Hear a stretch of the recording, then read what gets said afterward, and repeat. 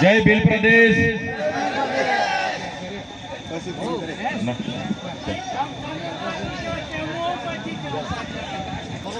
આ કાર્યક્રમમાં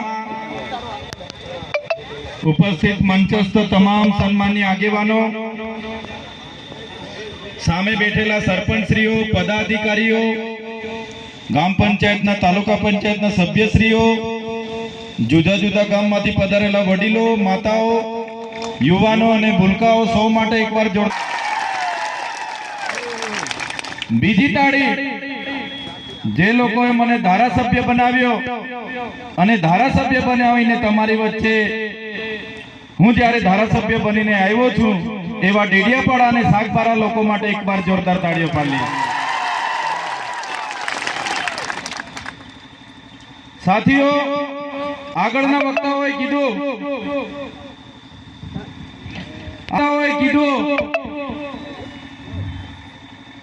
કે નર્મદા ડેમમાં આપણા આટલા બધા ગામો ગયા,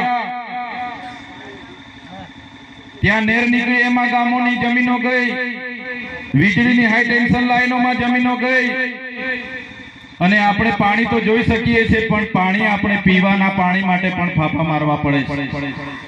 ત્યારે આપણા નેવસિંહ સરપંચે અને નરેન્દ્રભાઈએ કીધું કે આ લોકો જો આવનારા દિવસોમાં પણ પાણી નહીં આપશે, ત્યારે હવે આઝાદીના તો 78 વર્ષ સુધી રાહ જોઈને બેઠા, પણ આવનારા દિવસોમાં પાણી નહીં આપે ત્યારે હવે કોઈ ધારણા કે આંદોલન કે આવેદન નિવેદન પત્ર આપણે કરવાનું થતું નથી।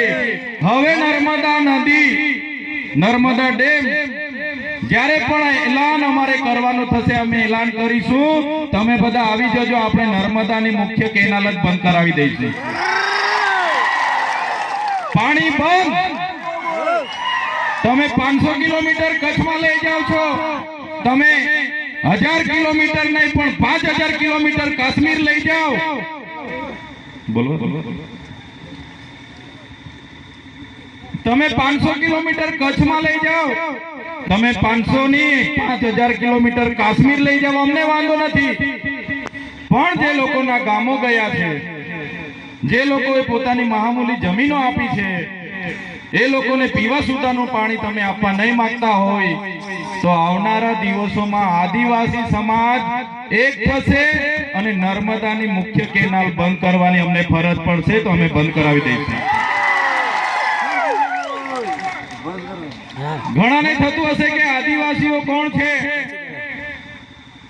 આજની આ જનજાગૃતિની મીટિંગ કેમ રાખવામાં આવી, ત્યારે આદિવાસી કોણ છે એનો સંદેશો આપવા માટે સૌપ્રથમ સાદી અને સરળ ભાષામાં આદિવાસી કોણ છે હું સમજાવું તમને।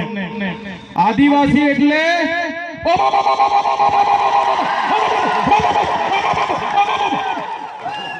આ આદિવાસી છે,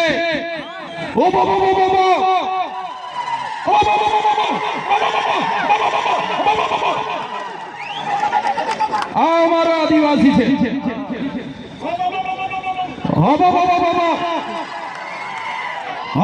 એટલે આપણા દેશમાં આપણું રાજ, આપણા ગામમાં આપણું રાજ।